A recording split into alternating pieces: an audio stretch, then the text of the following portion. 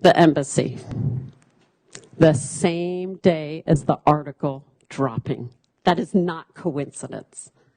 This is one of the gentlemen, if you notice the sneaker, same guy. That picture is from the United States Rome Embassy. Nobody can get that picture unless you're Italian intelligence services. The camera is super high up. It is a secured facility, secured item. They sent me that photo. They were sending me documents and sending me photos because they knew there was nobody in the United States Rome Embassy that they could trust. And that is a sad, sad, sad day for America to wake up to this reality. It is not partisan, I will remind everyone. This is a whole different operation and a whole different war we are fighting. These are the other operatives that were fleeing on that day. They told the ticket agent that they were returning back to Frankfurt, which confirmed everything. Leonardo actually had their facility, their secure facility for all of their cloud services in Frankfurt, and they recently moved it. But at the time, it was in Frankfurt. They're also looking at renaming Leonardo and breaking it into pieces as we speak. Sound familiar? Maybe something that used to be called Facebook? So then we have the gentleman in the center. There's a gentleman with a very large bicep. And you would say, why do we care about that gentleman's bicep? We care a lot about that gentleman because that gentleman is out of Canada. He is not an American. He is Canadian. These gentlemen, this one in particular, we received a tip immediately that this gentleman, Charles Robinson, had confessed to stealing races in Arizona as early 2000, including Janet Napolitano's race for governor. He returned back to Canada with a brand new sports car and confessed to a fellow coworker while he was working at one point for Dominion. Then he was not working for Dominion. Then he went back to Dominion, and then he left and was working for another company. This gentleman has an extraordinary large bicep. He's very well known by this source. This source worked with Canadian law enforcement, who seem to be a lot more willing than our federal agencies. And they started tracking the gentleman. The sources claim that this is the guy who is so brilliant as a telemetry expert that he was able to load the software and change the votes. He now has 3 women, and there are people hunting him because people have followed my work, and sadly, some of them have done things that are, in my opinion, treasonous. They have gone to Italy under the guise of collecting money to go do an investigation on Italy. And they've taken this information and gone and gotten massages, rented villas, and they've also gotten people inspired to go hunt this guy down, as well as Stefano Serafini from the U.S. Embassy. Serafini is still in Italy. He does not return to his McLean, Virginia home because he knows there are Americans looking for him. In my opinion, that was very wrong to incite Americans to go after and hunt these people. But Americans are desperate for politicians and law enforcement to do something. So I beg of you to work with law enforcement and make something happen after this presentation, because there's too much proof to not have it happen. Now for Alexander Nix. That name should be familiar to all of you. He was very involved in races in 2016 and prior. He was involved in the Cruz campaign. He was involved in the Trump campaign.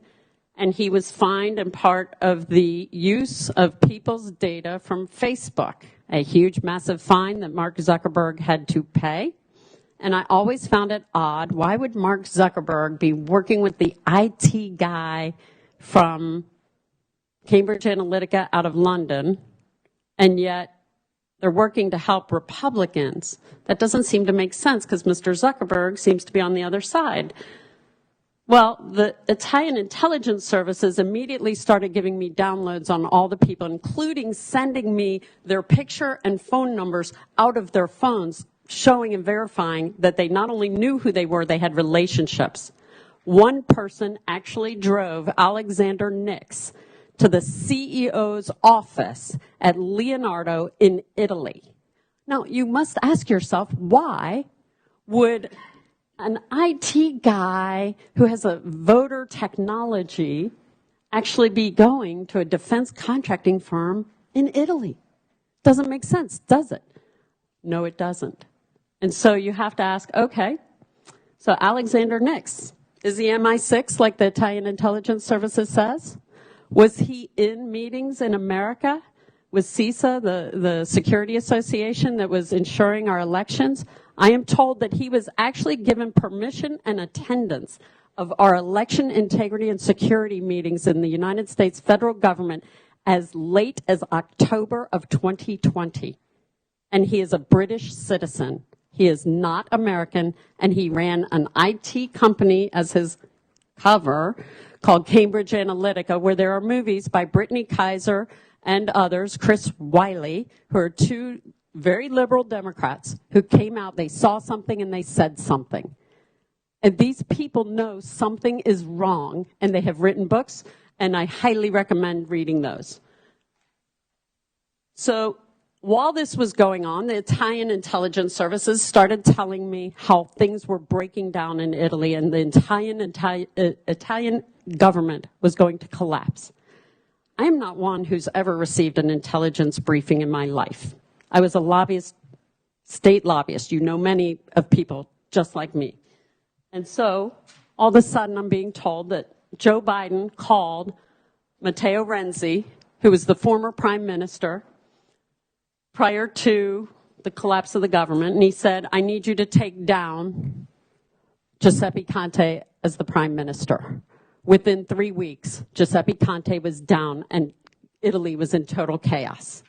That is proof that the intel intercepts that I was receiving were factual.